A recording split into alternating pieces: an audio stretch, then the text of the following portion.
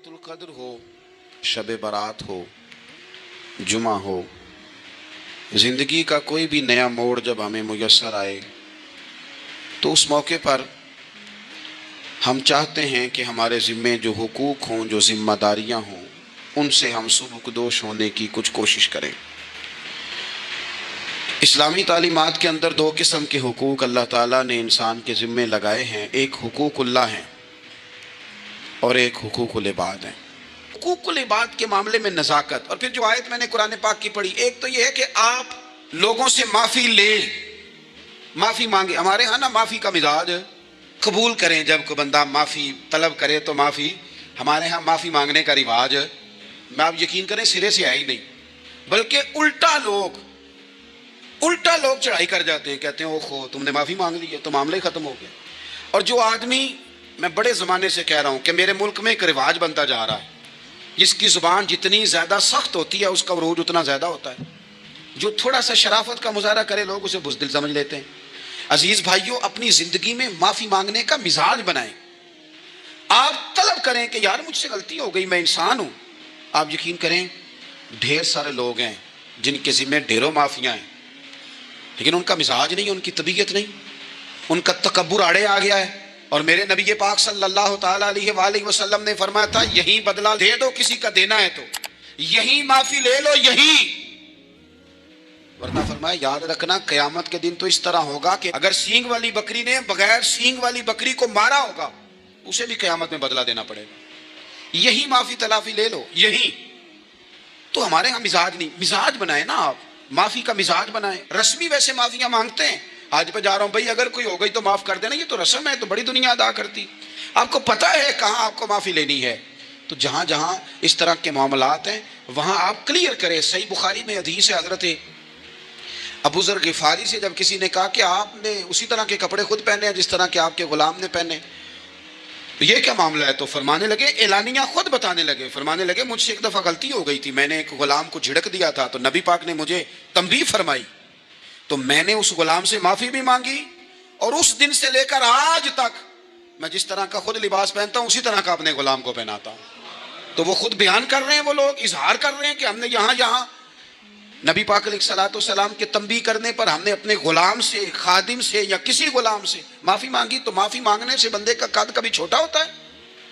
मेरे नबी पाक अलैहिस्सलाम ने फरमाया जो माफ़ी मांग ले अल्लाह तो उसकी इज़्ज़त में इजाफा कर दिया करता है। तो इसलिए एक तो जहाँ ये मामला है वहाँ, और दूसरी जो आयत मैंने तिलावत की उसमें अल्लाह कहता है कि गुस्सा पी भी जाओ, माफ़ी मांगो भी और माफ़ कर भी दो।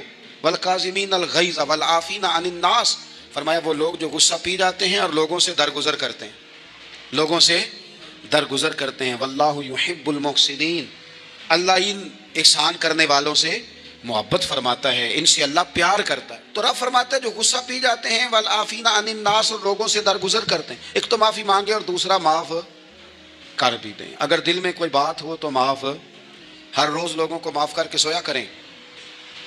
पहले तो इस तरह का कोई काम ही ना करें। एक शख्स ने जुमला कहा था, लिखा था, कमाल लिखा था, उसने कहा था कभी ऐसा कोई काम ना करना कि कोई तुम्हारी वजह से जाके रब के सामने रोना शुरू कर दे। ऐसा कोई काम ना करना कि कोई बंदा तुम्हारी शिकायतें अल्लाह रसूल को लगाए, इस तरह का कभी काम ना करना कि वो तड़प उठे और कहे अब तुम्हारा शिकवा मैंने वहीं करना है। कुछ लोगों की शिकायतें करनी पड़ती हैं, अल्लाह रसूल की बारगाह में भी, अपने मशाइख की बारगाह में कर देते हैं। बाज़ औक़ात इंसान वो बेबसी के आलम में करे या बहुत ज़्यादा तकलीफ़ उसे सहनी पड़े तो तब करे, हो जाता है। तो एक तो ऐसा करें ना, और कोशिश करें लोगों को माफ़ कर दें, अपने दिल से चीज़ें निकाल दें। दो लोग बैठे थे ना हरम मक्का में, एक साहब कह रहे थे कि मेरे ऊपर बदर में जो कत्ल हो गए कुफार, उनका जिक्र चल रहा था, तो दोनों गुफ्तगू कर रहे थे, बदर में हमारे इतने लोग मुसलमानों ने मार दिए। तो एक उनमें कहने लगे कि अगर मेरे ऊपर कर्ज ना होता और मेरे छोटे छोटे बच्चे ना होते तो मैं तो तलवार लेके जाता और मदीना शरीफ जाके माज़अल्लाह बदला ले आता। दूसरा कहने लगा मैं देता हूँ ना तेरे बच्चों का खर्चा भी और मैं तेरा कर्जा भी उतारता हूँ, तू जा।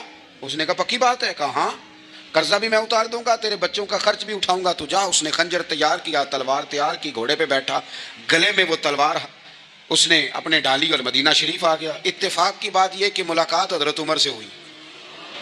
जनाब उमर कहने लगे मुझे तेरी नीयत ठीक नहीं लगती। पकड़ा, किधर आए हो? कहने लगा मैं तो बदर के कैदियों के बारे में बात करने आया। फरमाया तलवार लेके?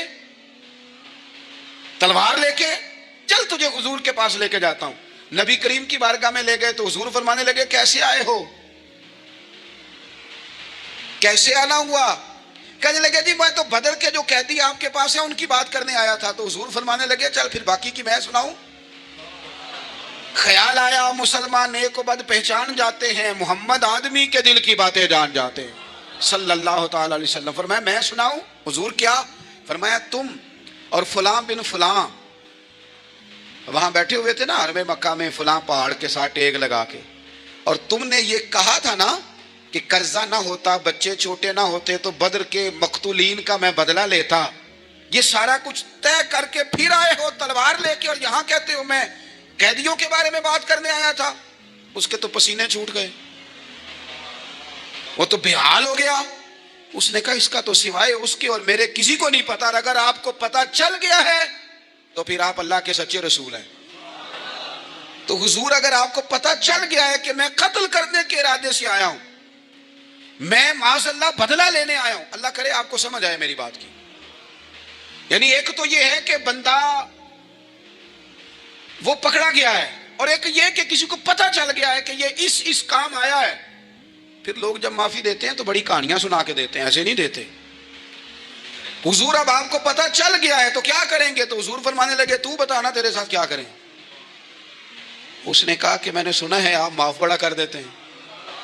یعنی یہ گھر سے کو پیار کرنے نہیں آیا, پھولوں کا گلدستہ لے کے نہیں آیا, تلوار لے کے آیا, لیکن یہ میرے محبوب کا حوصلہ ہے, اور آیا بھی عین مسلمانوں کے بیچ ہے, جو چاہیں اس کے ساتھ کر سکتے ہیں.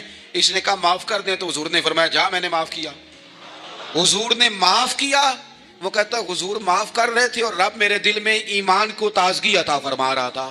حضور نے معاف کیا اور میں نے کلمہ پڑھنا شروع کر دیا. ہم معافی نہیں دیتے, کبھی کبھی صلح تو کر لیتے ہیں, صلح ہو جاتی ہے, پنچایت میں صلح ہو گئی, پھر لڑائی ہوئی, پھر بات شروع سے شروع ہو گئی کیونکہ ہم نے معافی, پھر وہ بات شروع ہو گئی 1955 سے. تو بھی آکھیا سی, تو بھی کیتا سی, وہ بننے والی گل یاد ہی, او بس کر یار, کچھ بھولے بھی تو. بچے پتہ کیوں خوش رہتے ہیں؟ آپ کو پتہ ہے بچے کیوں خوش رہتے ہیں؟ بچوں کو بات بھول جاتی ہے. اس لیے بچے, اماں نے ادھر 2 تھپڑ مارے 3-4 منٹ پہلے, اور اگلے 5 منٹ میں اماں نے پھر ماتھے کا بوسہ لیا تو بھول گئی بات. اللہ کرے کوئی تھوڑے تھوڑے بچے بھی بن جائیں. یہ جو بہتے سیانے ہیں نا, ان کا بھی اللہ ہی حافظ ہے, عقل زیادہ آ گئی ہے نا. اس لیے اقبال جیسے لوگوں نے کہا تھا خیرت کی گتھیاں سلجھا چکا ہوں, یا رب مجھے صاحب جنوں کر دے, صاحب جنوں کر دے, صاحب اللہ کوئی تھوڑا سا مجھے مجنون بھی بنا. یہ زیادہ عقل تو کسی کام کی رہی نہیں, پاگل کر دی, پاگل کر دی. بہت سارے لوگ ایسے ہیں زیادہ سمجھدار ہوتے ہیں, لہذا معافی دینے کو تیار ہے. معافی دیں, جب کوئی معافی کا مطالبہ کرے تو اسے معافی. سب سے مشکل کام ہوتا ہے لمبی لسٹ والے دشمن کو معاف کرنا. لسٹ جس کی لمبی ہو نا غلطیوں کی, ایک آدھ غلطی تو معافی ہو جاتی ہے. کچھ لوگوں کی لسٹ بھی بڑے, کچھ عادی مجرم بھی ہوتے ہیں, لسٹ لمبی ہوتی ہے, ان کو معافی دینا بھی تھوڑا سا مشکل ہوتا ہے. لیکن کمال بھی یہ ہے کہ جس کی لسٹ لمبی ہو اسے یک جنبش قلم بندہ معاف کر دے, کو چھٹی ہو گئی, جا تجھے معاف کیا. اور یہ ہمیں کیوں کرنا چاہیے کہ میرا رب بھی ایسے کرتا ہے, میرا رب بھی ایسے, وہ گنواتا تو نہیں نا, یہ بھی کیا, یہ بھی کیا, یہ بھی کیا. حضور فرماتے ہیں, ذرا سننا حدیث, حضور فرماتے ہیں کچھ لوگوں پہ اللہ کرم کی چادر ڈال کے نا قیامت والے دن, جہاں بھی اس نے پردہ رکھا تھا تو وہاں بھی کرم کی چادر ان پہ ڈلے گی. تو اللہ فرمائے گا یہ گناہ کیے تو چھوٹے چھوٹے گناہ اس کے گنوائے جائیں گے. یہ اب وہ ڈرے گا, چونکہ پتہ تے سارا ہے نا سردار نو کی تھی دا, اب وہ ڈرے گا. چھوٹے چھوٹے گناہ اس کے گنو, تو اس کا خیال ہے بڑے بڑے بھی نہ سامنے آ جائیں. چھوٹی چھوٹی غلطیاں اس کی گنوائی جا رہی ہیں, جو ڈر رہا ہے, کانپ رہا ہے. قربان جائیں نبی پاک کے لفظوں پہ. کچھ گلاں اجیاں نے قرآن پاک اجیاں نے, یہ نا میری دادی کہا کرتی تھی, میری اماں کہا کرتی تھی, کچھ کام اجائے نے. کچھ گلاں اجیاں نے کہ اتنے دل کردہ ہے صفحہ بند ہو جانا ہے تو معافی ہو جانی, یعنی ختم ہے یہ بات, اس سے آگے کسی نے سوال پوچھنا ہی نہیں. چھوٹے چھوٹے گناہوں کا اللہ تذکرہ فرمائیں, یہ کیا, یہ کیا, یہ کیا, یا اللہ ہو گیا. اب بندہ ڈر رہا ہے کہ بڑے بڑے بھی سامنے آ جائیں گے, لیکن چھوٹے گناہوں پہ ہی فل سٹاپ لگا کے نا, تو رب فرمائے گا یہ جو تیرے گناہ ہیں نا, اس کے بدلے تجھے نیکیاں دی جا رہی ہیں. تو نے سچی توبہ کی تھی تو ان گناہوں کو بدل کے نیکیاں بنایا جا رہی ہیں. پہلے ڈر رہا تھا, حضور فرماتے ہیں اب فٹافٹ بول پڑا, کہنے لگا یا اللہ میں نے تو بڑے بڑے بھی کیے ہیں. یعنی اگر چھوٹوں کی نیکیاں بن گئی ہے تو وہ پاپ کدھر ہیں بڑے بڑے، وہ میرے کدھر ہیں؟ کریم یہ بات کر رہے ہیں اور سیابر ہو رہے ہیں، میں نے تو بڑے بڑے بھی کیے ہیں، بڑے بڑے کدھر ہیں؟ اللہ تعالیٰ بندوں کو معاف فرماتا ہے، رب اپنے بندوں کو وہ معاف کرتا ہے۔ اگر اللہ معاف نہ کرے تو جتنے جرم ہمارے رب کو ہمارا پتہ ہے، بتاؤ سویرے روٹی ملے، سانس ملے، شعور قائم رہے، جب مالک اتنا معاف کرتا ہے تو ہم اس کے بندوں کو کیوں نہیں معاف کرتے؟ کر دے معاف۔ پکے لوگ کھڑے تھے، پکے دشمن کھڑے تھے فتح مکہ کے دن حضور کے سامنے، اور کچھ لوگ ایسے ہوتے ہیں جن سے امید نہیں ہوتی، اپنے ہوتے ہیں کہ یہ والا جملہ، وہ بندہ کہتا ہے یار تجھے تو نہیں نہ کہنا چاہیے تھا، کوئی اور کہتا مجھے، کہتے ہیں یہ نہ سمجھیں کہ لوگ کہتے نہیں، کہنے والے یہ بات ہی آپ چھوڑ دیں کہ کوئی آپ کو کچھ کہے گا نہیں، یہ چھوڑ دیں۔ مخلوق تو اس طرح کی بات ڈھونڈ کے لاتی ہے کہ انسان پریشان ہو جاتا ہے کہ یار میں یہ کر سکتا تھا، میں نے کیا نہیں، اور جو میں نے کیا نہیں وہ تو نے میرے کھاتے ڈال دیا ہے۔ ایسے لوگ سامنے کھڑے ہو گئے فتح مکہ کے دن کہ جن کے چہروں سے ان کی زیادتیاں عیاں ہو رہی تھیں، ان کے ظلم چھلک رہے تھے چہروں سے، حضور کے سامنے کھڑے ہیں، کانٹے بچھانے والے بھی، روڑے مارنے والے بھی، گلے میں رسیاں ڈال دی، سارے کھڑے ہیں۔ حضور نے فرمایا بتاؤ تمہارے ساتھ کیا سلوک کروں؟ انہوں نے کہا آپ کریم ہیں، تو حضور نے پتہ کیا کہا؟ قرآن پاک میں ایک سورہ یوسف ہے، وہ جو لوگوں کو لفظ قصہ بھی بڑا برا لگتا ہے تو اللہ فرماتے ہیں نحن نقص علیک احسن القصص، محبوب ہم آپ کو ایک سونا قصہ سنانے لگے ہیں۔ اس کو اللہ نے قصہ کہا، سونا قصہ، سورہ یوسف کو۔ تو سورہ یوسف کیا ہے بھلا؟ ذرا انداز دیکھیے سورہ یوسف کا۔ پہلے حضرت یوسف لاڈلے ہیں باپ کے، لاڈلے، پھر اسی جناب یوسف کے منہ پہ تماچے ہیں، پھر وہی جناب یوسف کنویں میں ہیں، پھر کنویں سے بچ گئے، کنویں میں گرا بھی بندہ کبھی بچتا ہے، بچ گئے، اللہ کی شان ہو تو بچ جاتا ہے، بچ گئے، فرماتے ہیں میں نے سمجھا بچ گیا ہوں، جب بچ گیا تو بڑی تکلیف ہوئی، بھائیوں نے کہا ہمارا غلام ہے، ہم نے بیچنا ہے، سگے بھائیوں نے بیچا، جو باپ کی طرف سے سگے تھے بیچا، فرماتے ہیں میں بکا، اب بڑا پریشان تھا کہ یار کبھی آپ غور کریں نا کسی کا ریٹ لگ جائے، فرماتے ہیں اب بڑا پریشان تھا، اور جب میں مصر میں گیا تو میں کونے میں کھڑا ہوں اور لوگ مجھے خرید رہے ہیں۔ محبت میں یہ قصہ سنانا تو آسان ہے کہ بی بی اٹی لے کے آ گئی تھی، پر جو بیکرا ہے اس کا بھی تو حال دیکھو نا کیا ہے، اس کا ریٹ لگ رہا ہے، یہ بھی تو بڑی۔ اور جناب یوسف کہتے ہیں پھر عزیز مصر نے خرید لیا تو بادشاہ کے گھر گیا تو کچھ سکھ کا سانس آیا، یہ حضرت یوسف ہیں، یہ لاڈلے ہیں، فرماتے ہیں سکھ کا سانس لیا ہی تھا کہ جناب زلیخا نے الزام لگایا،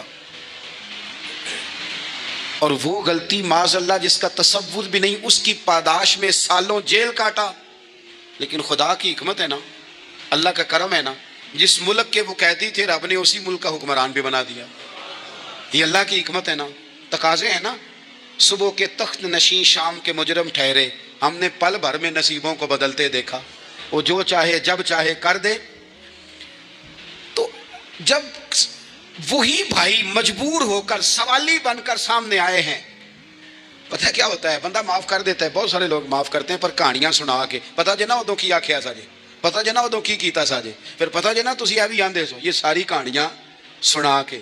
لیکن حضرت یوسف کے سامنے کھڑے ہو گئے، جناب یوسف نے بات چھیڑی کوئی نہیں، فرمایا تم سے بات ہی کوئی کرنی، جاؤ تمہیں سارا کچھ معاف کیا۔ اب جب یہ لوگ مکے والے حضور کے سامنے کھڑے، اس طرح معافی دینی چاہیے۔ یہ جب سامنے کھڑے ہوئے تو حضور نے فرمایا پتہ ہے تمہارے ساتھ کیا سلوک کرنے والا ہوں؟ کہا حضور نہیں، فرمایا وہی جو جناب یوسف نے بھائیوں کے ساتھ کیا تھا، پچھلا صفحہ پلٹنا ہی کوئی نہیں، جاؤ تمہیں معاف کیا، جاؤ تمہیں معاف کیا، جاؤ تمہیں معاف کیا۔ اور صرف معاف نہیں کیا، ساتھ عزت بھی دی۔ سب سے زیادہ مقابلے تو حضرت ابو سفیان نے کیے تھے نا،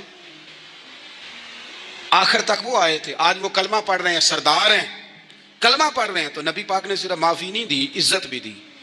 فرمایا جناب ابو سفیان چونکہ اب مسلمان ہو گئے ہیں، میں سب کو معاف کرتا ہوں، جو اپنا اندر سے دروازہ بند کر لے اسے بھی معاف کرتا ہوں، اور جو ابو سفیان کی حویلی میں آ جائے اسے بھی معاف کر دوں گا۔ تو ابو سفیان وہ کہتے ہیں میں حیران ہی ہو گیا کہ اتنی بڑی بات، معافی بھی دی اور ساتھ عزت بھی دی۔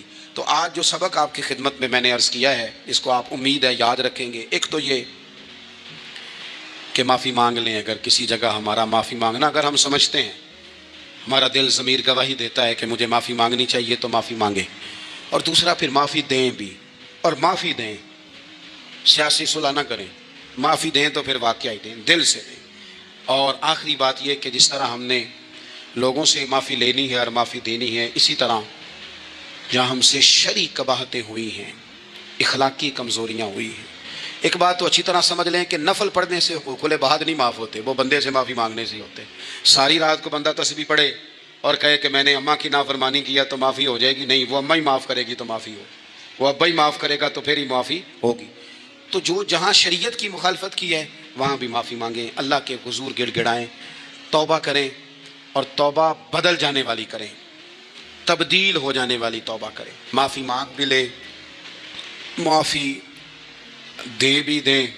और आपसे ये भी गुजारिश करूँगा कि जहाँ अल्लाह रसूल की हमसे नाफरमानी हुई है वहाँ तन्हाई में 2 नफल पढ़ के, तन्हाई में अल्लाह ताला से भी माफ़ी के खास्तगार हों। याद रखें, जब उसकी खुफिया तदबीर आ गई तो फिर माफ़ी का वक्त हो सकता है खुदा न करे हमें न मिल सके, तो अब वक्त है, खूब इस्तिग़फ़ार करें, खूब माफ़ी मांगें। देखो, माफ़ी होती है उज़्र की, माफ़ी होती है माजूरी की, गफलतों की माफ़ी। जब हम स्कूल में पढ़ते थे, मदरसे में पढ़ते थे, तो जिस बच्चे का पता चल जाता था ना ये बीमार था, उसे मार नहीं पड़ती थी। जिसका पता चल जाता था ना कि इसके घर में कोई परेशानी आ गई थी, उसे मार नहीं पड़ती थी। गुस्सा दिलाने वाली बात ये होती थी कि घर वाले कहते थे कि हमने तो भेजा था, सुबह तैयार करके बैग दे के इसको रवाना किया था, और जब पता चलता था ना कि ये आया नहीं, वहां बैठकर वक्त गुजारा, वहां बैठकर वक्त गुजारा। अब ये वो मसला था कि उस्ताद इस पर यूं होता था कि जिस तरह वो पूरे जलाल में आ गए। इस बात ने उन्हें इतना गुस्सा दिला, ओ तू बैठा रहा, जानबूझ के नहीं आया। उसको शदीद मार पड़ती थी। जब हम बड़े हुए, किताब और सुन्नत को देखा तो कुछ चीज़ें अजीब सी समझ में आईं। सियासता में हदीस मौजूद है कि सहाबा किराम अलैहिम रिदवान फरमाते हैं कि एक जंग का मौका था, तो वो रास्ते बड़े सख्त थे, दुश्वार गुजार घाटियाँ थीं, बड़ी मुश्किल से हमने वो राहें तय की। हमें लगा कि इस जिहाद पर हमें बहुत अजर मिलेगा, और फिर हमारे दिलों में ये भी ख्याल आता था कि फ़लाँ फ़लाँ फ़लाँ फ़लाँ तो सहाबी आए नहीं, वो तो घर में रहे।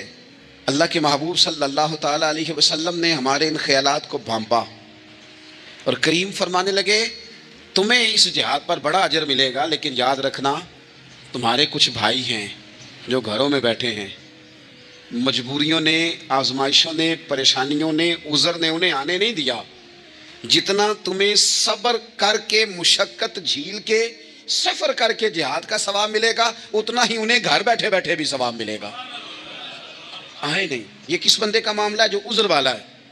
और अगर किसी के इज्तिहाद में गफलत हो गई, हज़रत काब बिन मालिक रज़ी अल्लाह ताला, ये भी सही बुखारी में, कल चला जाऊंगा, हुजूर तो जिहाद पे चले गए लेकिन इज्तिहाद में गफलत हो गई, कल चला जाऊंगा, परसों जाऊंगा, तरसों, फरमाते मैं जा ही नहीं सका, हुजूर वापस आ गए। जिन मुनाफिकों ने झूठ बोले जाके कि ये मसला हो गया था, ये मसला हो गया था, उनको तो मिल गई माफ़ी, लेकिन मैं चूँकि मुखलिसीन में से था खुदा के फजल से, और हो गई थी गफलत। 50 दिन नबी करीम मुझसे नाराज़ रहे, 50 दिन अल्लाह के लिए कि तू रब के रास्ते में जिहाद करने नहीं आया। 50 दिन हुजूर नाराज़ रहे। फरमाते थे मदीने की गलियां मेरी थीं, सब मेरे अपने थे, पर करीम जो नाराज़ थे तो कोई फिर सलाम भी नहीं लेता था। मुझे यूँ लगता था कि मुझे देखकर हवाएं और फ़िज़ाएं भी रास्ते बदल जाती हैं। 50 दिन मैं मस्जिद में आता था, जब मैं चेहरा इधर करता तो हुजूर मुझे देखते, और जब मैं हुजूर को देखता तो करीम चेहरा बदल लेते। मैं वेखा ते यार ना वेखे, ते जदों ना वेखा उदों वेखे। एडे नसीब कित्थों ततड़ी दे मेरे विच वेखण दे वेखे, गुलाम फरीदा बूवे यार दे मरना है भावें वेखे या ना वेखे। ख़त्म हो गई बात। हज़रत काब बिन मालिक कहते हैं 50 दिन के बाद फिर रब करीम ने मेरी तौबा कबूल की और मदीने वाले रसूल ने ऐलान फरमाया, जो उज़र की वजह से नहीं जा सके, मजबूरी से, उन्हें घर बैठे बैठे सवाब है, लेकिन जिनके इज्तिहाद में गफलत हुई, समझने में गफलत हुई, कल परसों तरसों चले जाएंगे, उनसे 50-50 दिनों की नाराज़गी है। कितने लोग हैं जिनकी फजर गुजर जाती है बिस्तर पे, जोर गुजर जाती है फट्टे पे गप्पों में, असर गुजर जाती है चाय पीने में, मगरब और इशा मोबाइल पे लेटे लेटे बीत जाती है, और उनसे आप गुफ्तगू करें तो वो दानश्वर हैं। آپ بات کریں تو پنچایت ختم کرنے والے لوگ ہیں، آپ ان سے بات کریں تو وہ عالمی سیاست پر نظر رکھتے ہیں، آپ گفتگو کریں تو شعور کی اعلیٰ گتھیاں سلجھاتے نظر آتے ہیں۔ خدا مجھے ایسی خدائی نہ دے کہ اپنے سوا کچھ دکھائی نہ دے۔ یہ غفلتیں ہیں، یہ شورش ہے، یہ اپنے منہ سے خود میاں مٹھو بننا ہے۔ اس غفلت کو تھوڑا سا توڑا جائے، ورنہ زنگ لگ جاتا ہے صلاحیتوں کو۔ جو لوگ تھوڑے دن موٹر سائیکل نہیں نہ چلاتے، ان کے لیے مشکل ہو جاتا ہے پھر اس کو سٹارٹ کرنا بھی۔ ہمارے استاد کہا کرتے تھے جو لوگ پڑھاتے نہیں انہیں کتابیں بھولنے لگ جاتی ہیں، جو لوگ کوئی کام کرتے نہیں پھر وہ آہستہ آہستہ وہ زنگ آلود ہو جاتا ہے، وہ کہتے ہیں اب نہیں ہو سکتا تم سے، اب مشکل ہے۔ سجنوں، دوستوں، بزرگوں، بھائیوں، جو لوگ شروع میں عبادتوں کے عادی نہیں ہوتے، وقت ضائع کرتے ہیں، بڑھاپے میں دل کرتا ہے توبہ ہو جائے، لیکن اپنے ماتھے کو سجدے کی عادت ہی نہیں ڈالی۔ یہ جسم جھکنا اس کا عادی نہیں ہوا کہ رب کی بارگاہ میں جھکے، اس کا مزاج ہی نہیں تہجد پڑھنے کا۔ سارا کچھ ہو جاتا ہے۔ میں نے سیاست کرنے والے، پنچایت ختم کرنے والے، چودراہٹ کرنے والے، وزاداری رکھنے والے راتوں کو تہجد پڑھتے بھی دیکھے ہیں۔ میں نے قرآن پاک سے پیار کرتے دیکھے ہیں، میں گواہ ہوں بہت سارے لوگوں کا۔ یہ کام ہو جاتا ہے، شرط یہ ہے کہ بندہ اپنی غفلت کی پٹی تھوڑی دیر کے لیے کھولے۔ دوسری بات یہ کہ ہم خوش فہمیوں میں بڑا زندہ ہیں، بڑا زندہ ہیں، بڑا اوہو، یعنی 2 4 5۔ کچھ لوگ کہتے ہیں اللہ کریم بڑا ہے، تو اللہ اگر کریم بڑا ہے نا میرے بھائی، تو نبی پاک صلی اللہ علیہ وسلم نے فرمایا وہ بڑا بیوقوف ہے جو خدا کی رحمت کی امید بھی رکھے اور اللہ کو ناراض بھی کرے، تو بیوقوف بندہ ہے۔ اگر وہ کریم ہے تو پھر تو محبت میں ہی اس کی بات مان، بات تو پھر بھی نہیں مان رہا۔ کچھ لوگ کہتے ہیں نبی پاک صلی اللہ تعالیٰ علیہ وآلہ وسلم شفاعت کریں گے، بھئی ہمارا تو سہارا ہی اس بات پہ ہے، حضور سفارش کریں گے، پر نبی پاک نے درجنوں جگہوں کہا ہے جو میرے طریقے پہ نہ چلے فلیس منا، مجھ سے نہیں۔ حضور نے فرمایا جو بڑے کی توقیر نہ کرے، چھوٹے پہ رحم نہ کرے، وہ مجھ سے نہیں۔ فرمایا جو ملاوٹ کرے وہ ہم میں سے، تو یہ حدیثیں بھی تو یاد رکھو نا۔ شفاعت کی بات انکار نہیں، حضور گناہگاروں کی ہی کریں گے، لیکن یہ حضور نے جو ہمیں اسباق پڑھائے یہ کس لیے پڑھائے؟ یہ بھی تو ہماری سمجھ کے لیے ہے نا۔ یہ ساری چیزیں ہم نے غفلت بنا کے اپنے اوپر اوڑھ لی۔ اور پھر سب سے بڑی بات یہ، جو لوگ جنت کے وارث اور مالک ہیں نا، کریم محبوب نے فرمایا یہ جو میری بیٹی فاطمہ ہے جنتی عورتوں کی سردار ہے، تو یہ تو جنت کی مالکہ اور وارثہ ہیں۔ وہ تو ساری رات ہی نماز پڑھتی تھی، پھر سارا دن عبادت کرتی تھی، پاک سب سے زیادہ تو ان کو تھا، تو یہ تو 1 منٹ کے لیے مصلے سے جدا نہیں ہوئے۔ اور جنہوں نے صرف امید لگائی ہے، کوئی ان کے پاس ڈگری نہیں، وہ بن کے بیٹھ گئے ہیں، وہ کہتے ہیں جناب جنت مطلب ہم جسے کہیں گے معاذ اللہ وہ جائے گا، دوسرے کو جانے دیتے ہیں۔ اپنی زندگی میں خوش فہمیاں نہ لائیں، یہ غفلت پیدا کرتی ہیں۔ غفلت بڑی خطرناک چیز کا نام ہے، جب بندہ غافل ہو جاتا ہے۔ میں آپ سے ایک بات عرض کروں، حضرت عبداللہ ابن مسعود فرماتے ہیں کہ مومن رائی کے دانے کے برابر غلطی ہو جائے تو اسے لگتا ہے میرے سر پہ پہاڑ کھڑا ہے، اور فرمایا جو منافق ہوتا ہے نا وہ پہاڑ کے برابر گناہ کر کے کہتا ہے بات ہی کوئی نہیں، فلانا بھی کرتا ہے، یہ بھی کرتا ہے، ساری دنیا کر رہی ہے۔ یہ نفاق کی علامت ہے، اگرچہ بعض نے اسے نفاق عملی کہا، اعتقادی نہیں کہا۔ عزیز دوست، جب آپ چھوٹی گناہ چھوٹی غلطی کرتے ہیں تو پھر وہ چھوٹی چھوٹی غلطیاں پہاڑ بنتی ہیں، چھوٹی چھوٹی۔ وہ حضور نے فرمایا نا جب تو ایک گناہ کرتا ہے تو تیرے دل پہ ایک دھبا لگتا ہے، نہ توبہ کرے تو دوسرا لگتا ہے، نہ کرے تو تیسرا، پھر دل کالا سیاہ ہو جاتا ہے۔ چھوٹی چھوٹی غفلتیں بڑی غفلتوں کو جنم دیتی ہیں، چھوٹی چھوٹی کمزوریاں بڑی کمزوریوں کو لے کے آتی ہیں۔ اسی طرح بخاری مسلم میں حدیث ہے، نبی پاک صلی اللہ تعالیٰ علیہ وسلم نے فرمایا کچھ لوگ کھلم کھلا گناہ کریں گے قیامت کے قریب، اعلانیہ۔ یا رسول اللہ صلی اللہ علیہ وسلم وہ کس طرح؟ تو حضور فرماتے ہیں انہوں نے رات کو غلطی کی تھی، رب نے ان کی غلطی پر پردہ ڈال دیا، انہوں نے سویرے اٹھ کے خود لوگوں کو بتانا شروع کیا، اور دیکھا میں نے رات یہ کیا معاذ اللہ۔ فرمایا جب انہوں نے اللہ کے پردے کو کھولا تو پھر رب نے بھی ان کا پردہ کھول دیا۔ او میرے دوستو بتاؤ نا، جس کے رب پردے کھول دے پھر کون ہے جو اس کی پردہ داری کرے، کون ہے جو پردہ پوشی کرے؟ حضور فرماتے اس نے کلم کلا گناہ، فخر سے بتاتے ہیں لوگ یہ کرتا۔ میں بڑے ادب سے عرض کروں گا بزرگوں کی خدمت میں جو بڑی عمر کے ہیں، جن کی اب اولادیں ہیں، اگر ان کی زندگی میں کچھ ایسی کمزوریاں ہیں تو بچوں کو سمجھانے کے لیے بھی اس کو ڈسکس نہ کریں۔ ہم یہ کرتے تھے، ہم یہ کرتے تھے، اس کا کوئی فائدہ نہیں, یہ ہم کر کے دیکھا ہے سارا کچھ. نہ نہ نہ نہ, جس طرح گناہ ہے اس طرح گناہ کا اظہار بھی گناہ ہے. آپ ڈبل جرم کر رہے ہیں, آپ دلیر کر رہے ہیں سامنے والے کو کہ تو بھی کر, خیر ہے. بلکہ ایک نوجوان مجھے ایک دفعہ کہنے لگا, جی ابا جی کہتے ہیں میں نے 35 سال یہ کام کیا ہے, یہ سب غلط ہے. تو میں نے ابا جی سے کہا چلو 15 کو سال مجھے بھی کر لینے دو, پھر میں بھی توبہ کر لوں گا.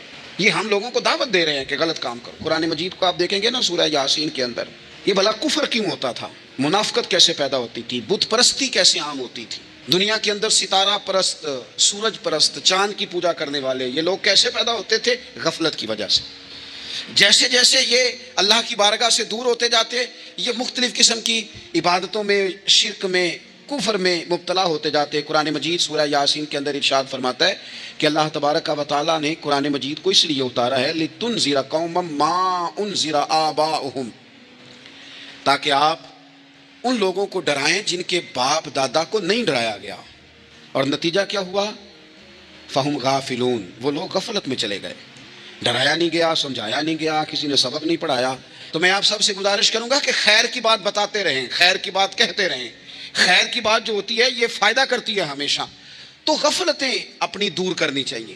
دوسرا یہ ہوتا ہے, ایک تو انسان جب وہ دور ہو جاتا ہے چھوٹے چھوٹے گناہ کر کے تو غفلت آتی ہے. دوسرا قرآن پاک نے ایک اور مقام پر اس کا ذکر فرمایا ہے. وہ اس طرح فرمایا ہے کہ جو انسان کی پیاری چیزیں ہیں نا بعض اوقات, جن سے وہ لگاؤ پیدا کر لیتا ہے, جن سے محبت اس کی بڑھ جاتی ہے, وہ چیزیں بھی غفلت پیدا کرتی ہیں. ان میں 2 چیزوں کا تو قرآن پاک نے نام لے کے ذکر کیا ہے.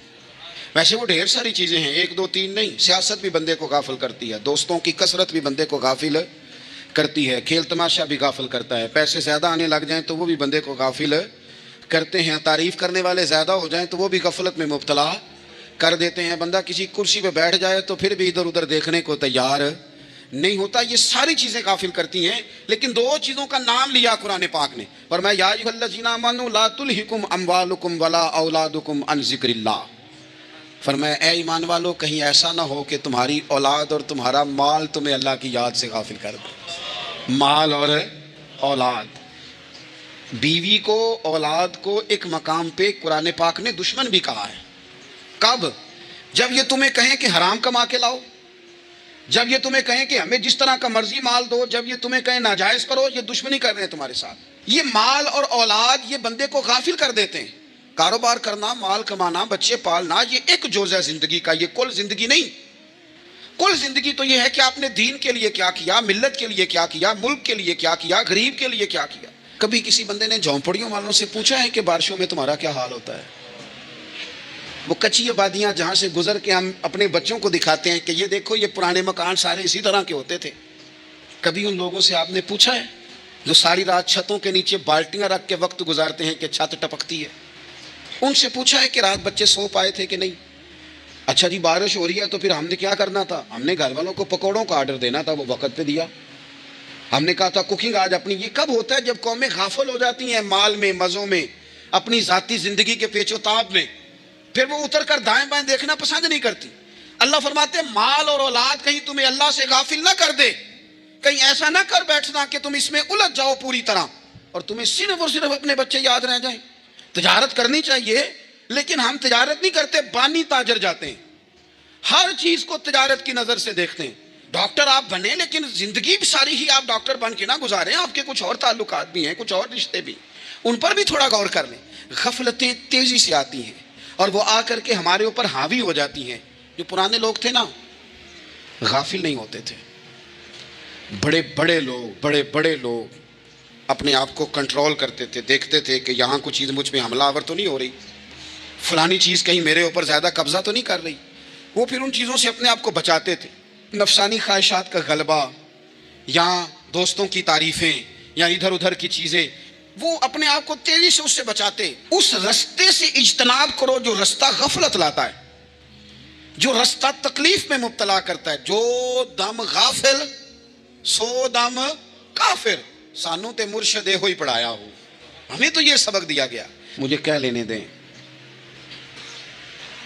ہم میں سے ڈھیر سارے لوگ ہیں, پلٹ کر اپنی زندگی دیکھیں, اپنے آپ پر غور کریں, تو ہم اتنے قابل تھے کہ شاید ہمیں کوئی اپنے دروازے پر چوکیدار بھی نہ رکھتا, لیکن جب اس نے نواز دیا تو ہمارے لہجے ہی بدل گئے، ہمارا انداز ہی کچھ اور ہو گیا، شاید کوئی ہم سے سلام بھی نہ لیتا، لیکن جب اللہ نے نواز دیا تو لفظ اور جملوں کے اندر پھر ہمارے وہ رنگ آ گیا جو نہیں ہونا چاہیے تھا۔ کیوں؟ کہ مال آیا تو غفلت لایا۔ حضرت عمر فاروق کے زمانے میں جب مال آتا تھا تو وہ رویا کرتے تھے، فرماتے تھے یہاں جی آتا ہے وہاں غفلت بھی آتی۔ اپنی زندگی سے غفلت کا پردہ اٹھائیں، سو رہے ہیں سارے جاگ جائیں، وقت تیزی سے گزر رہا ہے، بے قابو ہو گیا، ہم سے نہیں سنبھالا جاتا ٹائم، کب دن چڑھتا ہے کچھ پتہ نہیں چلتا، شام ہو جاتی ہے ڈھیروں کام رہ جاتے ہیں۔ کئی لوگ تھے جن کا ارادہ تھا کہ پرسوں سے میں نے مسجد آنا ہے، میں نے نیک ہو جانا ہے، وہ نہیں آئے، موت ہی آئی۔ حضرت اسرائیل ہی آئے، بڑا پیار کیا فلانے نے، او ہو جی، بڑا ہی رو رہے تھے اس کے بچے، پھر کیا قبر پہ بیٹھے رہتے ہیں سارا دن؟ پھر کیا کیا انہوں نے بچوں نے؟ کسی نے کہا میں نے ساتھ جانا ہے؟ نتیجہ کیا نکلا؟ پیار کس بات کا تھا؟ حضرت عبداللہ ابن مبارک کا آخری وقت تھا تو اماں رو رہی، بہن رو رہی، بھائی رو رہے ہیں، بیوی رو رہی، بچے رو رہے ہیں، آخری ٹائم ہے تو اماں سے کہنے لگے روتی کیوں ہو؟ کہنے لگی پتر بیٹے تو اور بھی ہیں پر جس طرح دوائی تو لا کے دیتا تھا کوئی بھی نہیں دیتا۔ فرمانے لگے بہنوں سے اور بھائیوں سے تم کیوں روتے ہو؟ کہنے لگے تو موجود تھا تو ہمیں کوئی ڈر نہیں تھا، ہر مشکل میں تو پہنچ جاتا تھا۔ بچوں کی طرف دیکھ کے کہو تم کیوں روتے ہو؟ وہ کہنے لگے ابا جی ابھی تو ہمارے بیاہ ہونے تھے اور آپ جا رہے ہیں۔ بیوی سے کہا تو وہ کہنے لگی بادشاہی تو تیرے سر پہ تھی، یہ بچے پوچھیں گے مجھے؟ تو حضرت عبداللہ ابن مبارک نے سر سجدے میں رکھا اور کہنے لگے مالک میں سمجھ رہا تھا یہ مجھے رو رہے ہیں، یہ تو اپنی ضرورتوں کو رو رہے ہیں، میرا خیال تھا کہ میرے جانے کا انہیں ڈر لگا ہوا، نہ ان سب کو تو اپنا اپنا مسئلہ ہے کہ میرا کیا بنے گا تو میرا کیا بنے گا تو میرا کیا بنے گا، پھر کھول کے روئے اور سب کی طرف دیکھ کے کہنے لگے اور تمہارا تو مسئلہ پیچھے حل ہو ہی جائے گا، اکٹھے بیٹھے ہو، میں سوچ رہا ہوں قبر میں جاؤں گا تو میرا کیا بنے گا۔ رب کی بارگاہ میں حاضر ہونا ہے، سوال جواب ہونے ہیں، حساب دینا ہے۔ وہ مجھ سے کڑے سوالات پوچھے گا تو کتنا لئی تو پاپ کمائے، دس نہ ان کتھے نہیں ہو تیرے کر دے، بلا ان کو تیرے حصے کا حساب۔ میرے عزیز غفلت کی بکل کھول دینی چاہیے، وہ دروازہ بند کریں جہاں سے غفلت آتی ہے۔ خدا را کوئی نہیں، آپ یقین کریں رسمی دعائیں رہ گئی ہیں، رسمی 2 موبائل ہاتھ میں پکڑے ہوتے ہیں، کل کے ٹائم پتر نے 2 موبائل اور 2 موبائل پکڑ کے وہ کہہ رہا ہوتا ہے مولوی صاحب بات دعا 5 منٹ اور لمبی کر دینا، دیگ میں ذرا دیر ہے، وہ تو ادھر بیٹھو چھوڑ دیگ کو، تیرا تو باپ چلا گیا، رو بیٹھ کے مصلے پہ مالک سے کیا اسے معاف کر دے، اور تو آج ہی افسر بن گیا ہے، تیرے لہجے میں آج ہی کچھ اور آ گیا، تجھے تو 3 دن میں ہر شے بھول گئی، 3 دن میں ہی تو تیسرے دن اس طرح کے لفظ ادا کر رہا ہے کہ جن سے محسوس ہوتا ہے کوئی 2-4 دن بھی کوئی کہیں بیٹھ کے دعا کرتا ہے۔ اپنی غفلت کا دروازہ کھولیں، ورنہ اکثر آنکھیں تب کھلتی ہیں جب آنکھیں بند ہونے کا ٹائم آ جائے۔ ایک بات صرف اپنی زندگی میں طاری کر لیں، اس کو بھولیں نہیں کبھی، اپنا حساب خود کریں۔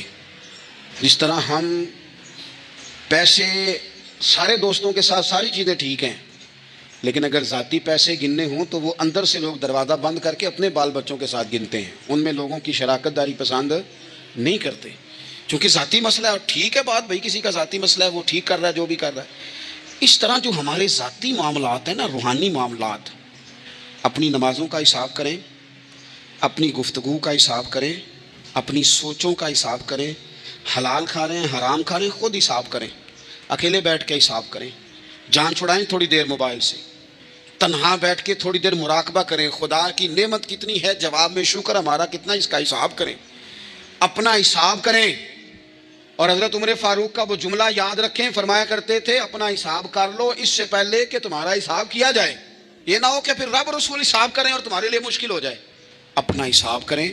زندگی کے معاملات میں جتنی غفلتیں ہیں، وہ مطلب میرے ابا جی کہا کرتے تھے پتر چھال مار کے نکلو بسترے چوں، تو وہ تھوڑا سا نا ایک دفعہ چھلانگ لگا کے باہر آئے، اور پہلا قطرہ ہی بننا ہوتا ہے بارش کا، اور کچھ بھی نہیں ہوتا، پہلا قطرہ بن جائیں، نکل آئیں، توڑ دیں وہ سارے بت جو ہمیں غفلت میں مبتلا کرتے ہیں۔ زندگی میں فیصلے جلدی کر لینے چاہیے، ہم فیصلے نہیں کر پاتے اور ٹائم ہمارے جانے کا آ جاتا ہے وقت۔ وہ ایک نوجوان نے ایک دفعہ لکھا تھا کہ میں نے اپنے گھر والوں سے کہا کہ اب میں نے داڑھی رکھنی ہے اور کچھ میں نے عبادات کی طرف سفر کرنا ہے، تو میری والدہ کہنے لگیں کہ پتر اجے ٹائم نہیں، تو کہتے ہیں میری اماں اسکول ٹیچر تھی, پڑھی لکھی تھی, میں نے کاغذ قلم لا کے والدہ کو دیا, میں نے کہا اماں مجھے آپ وہ ٹائم بتا دیں جو نیک ہونے کا ہے, میں پھر اس ٹائم ہی شروع کر لوں گا. تو کہتے ہیں میری اماں نے کاغذ قلم دیکھا اور میرا اندر کا جذبہ دیکھا تو ماں تھی نہ روئی پڑی, کہنے لگی پتر رکھ تو میں تیرے لیے دعا کروں گی, اللہ تیری مدد کرے گا. تو ٹائم تو آ گیا ہے, وقت تو قریب ہے.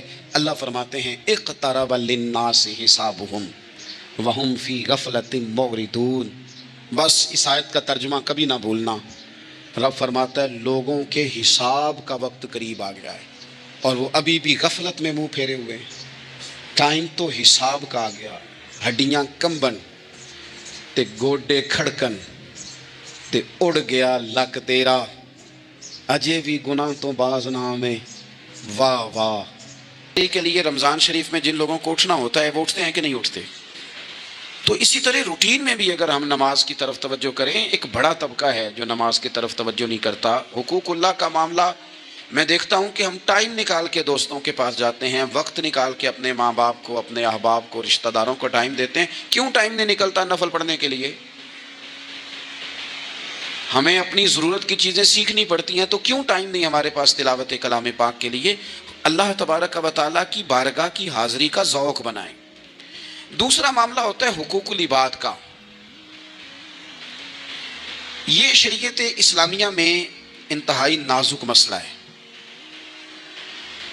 انسان معاشرتی طور پر بہت سارے لوگوں سے وقت گزارتا ہے, اٹھتا بیٹھتا ہے. کچھ لوگ ایسے ہوتے ہیں جن کے حقوق اس کے ذمہ زیادہ ہوتے ہیں, کچھ کے کم ہوتے ہیں. جیسے ماں باپ کے حقوق زیادہ ہیں, نسبتاً چچا کے ماموں کے حقوق اس سے کم ہیں. نسبتاً اساتذہ کے مشائخ کے حقوق اس درجے کے نہیں جس درجے کے ماں باپ کے حقوق ہیں. ہمارے ہاں بہن بھائیوں کے حقوق نسبتاً زیادہ ہوتے ہیں, دوست احباب کے حقوق اس سے کم ہوتے ہیں. لیکن بہرحال ایک دوسرے کا حق ہمارے ذمے آتا ہے.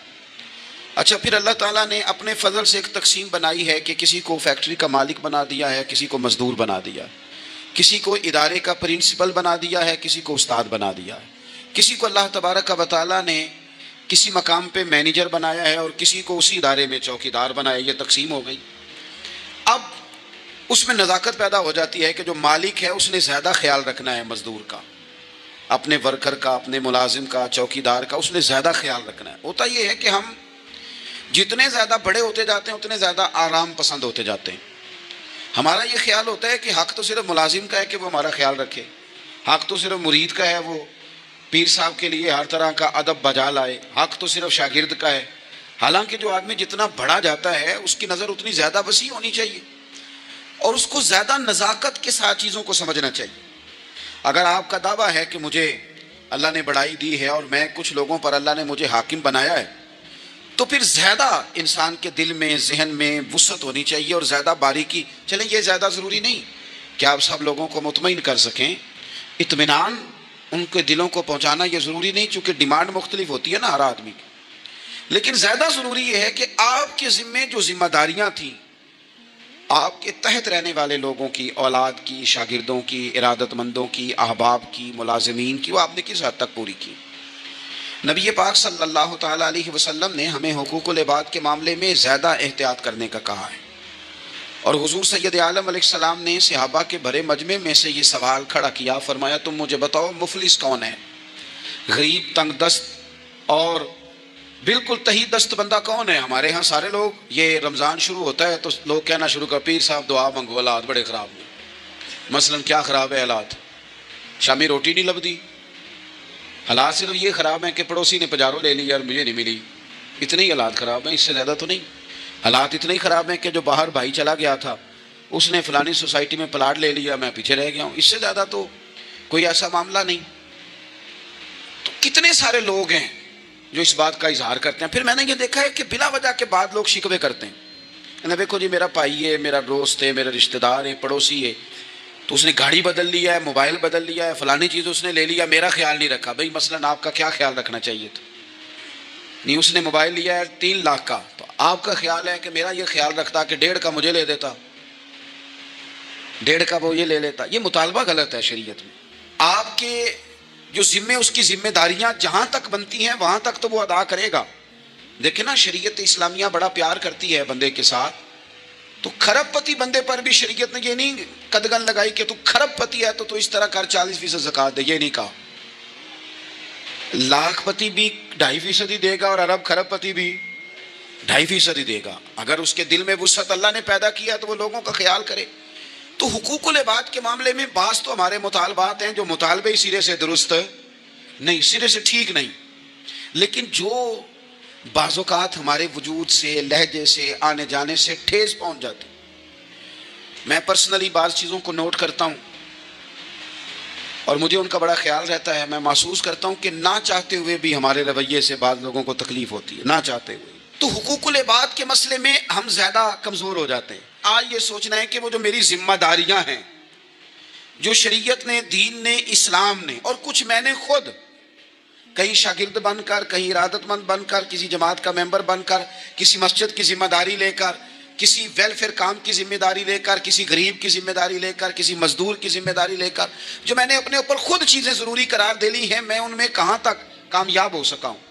اپنی ذمہ داریوں کا حضرت معاویہ بن خدیج رضی اللہ تعالیٰ عنہ ایک صحابی ہیں، وہ فرماتے ہیں کہ مجھے حضرت عمر نے کہیں بھیجا تھا جہاد کے لیے، تو میں وہ کامیابی کی خبر لے کر دوپہر کو لوٹا، تو عرب شریف کے اندر چونکہ گرمی زیادہ ہوتی ہے، میں نے مناسب نہیں سمجھا کہ میں حضرت عمر کو دوپہر کو جگا کے خبر دوں کہ حضور بے فکر ہو جائیں، اللہ نے کامیابی دے دی۔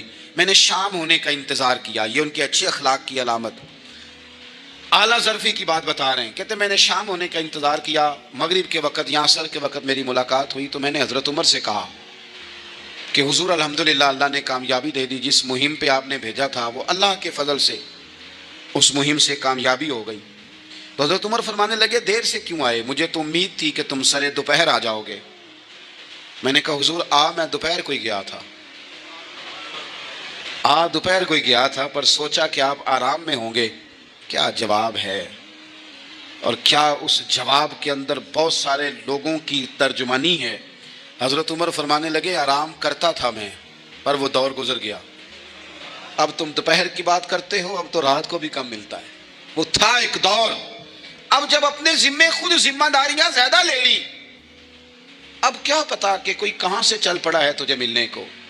وہ دور گزر گیا جب تو سوتا تھا، من چاہی زندگی بتاتا تھا، اب تو نے خود یہ فیصلہ کیا ہے، اب تو میں بھائی تم دوپہر کی بات کرتے ہو، میں تو رات کو بھی گشت کرتا ہوں کہ کوئی ضرورت مند تو نہیں، کوئی حاجت مند تو نہیں۔ تو جو ہمارے ذمہ داریاں ہیں ان میں نازک حد تک امام بہقی روایت لائے ہیں، ایک صحابی تھے جو حضور کو ہنسایا کرتے تھے، حضور کو ہنساتے تھے، نبی پاک کو بڑے پیارے تھے۔ اس طرح کے بھی کچھ بندے ہونے چاہیے، اس طرح کے بھی کچھ بندے۔ صحابہ کرام علیہم رضوان فرماتے ہیں جب حضور غم امت میں پریشان ہوتے تھے تو ہم منتظر ہوتے تھے کہ کبھی وہ ہنسانے والا آج آ جائے نا، دو چار باتیں ایسی کر جائے نا ہنسانے والی، تو معاملہ ٹھیک ہو جائے۔ کچھ لوگ ایسے ہوتے ہیں جن کو دیکھ کے ہی چہرے پر تازگی آ جاتی، مثل تعویذ ہوتے ہیں نا کچھ لوگ، وہ جب بھی ملتے ہیں شفا ہوتی ہے۔ تو یہ حضور کے پاس بیٹھے ہوئے تھے اور ہنسانے والی گفتگو کر رہے تھے، تو نبی پاک بھی ان سے باتیں کرنے لگے، تو بات کرتے کرتے نا حضور نے انگلی ان کی طرف بڑھائی تو ان کے وجود کو انگلی لگ گئی۔ ایک تو وہ روایت ہے نا کہ صفیں سیدھی کراتے وقت حضور تیر کے ساتھ صفیں سیدھی کرا رہے تھے، تو ایک صحابی کے پیٹ پہ لگ گیا، انگلی لگ گئی۔ عجیب دیوانے ہیں، کہنے لگے آپ نے مجھے تکلیف دی ہے، معاذ اللہ انگلی چبھو دی، میں نے تو بدلہ لینا ہے۔ ہمارے ہاں مسئلہ یہ بن گیا ہے کہ کوئی بڑا آدمی بھی اپنے آپ کو قانون کے حوالے نہیں کرتا۔ ملک سے لے کر امت مسلمہ کے کل مسائل تک ہمارے ملک کے اندر ہر بندہ اس کا مزاج ہوتا ہے کہ وہ اپنے آپ کو قانون سے بالا تر سمجھتا ہے، لائن میں لگنا لوگ پسند نہیں کرتے۔ یہ ایک بہت بڑا مسئلہ ہے۔ حضور صلی اللہ علیہ وسلم کی انگلی لگ گئی تو کہنے لگے آپ نے تو مجھے تکلیف دی ہے، میں تو بدلہ لوں گا، تو حضور نے فرمایا لے لے بدلہ۔ اپنے آپ کو قانون کے حوالے بڑا آدمی جب کرتا ہے تو قانون کی عزت بڑھتی ہے، قانون کا وقار بڑھتا ہے، سوسائٹی کے اندر پھر طاقتور قانون ہو جاتا ہے۔ لیکن جب غریب آدمی کے لیے قانون اور ہو اور امیر کے لیے قانون اور ہو، تو اصل معاملہ تو قانون کی بالادستی کا ہے، آئین کی پاسداری کا ہے، اصولوں پہ کھڑے ہونے کا ہے۔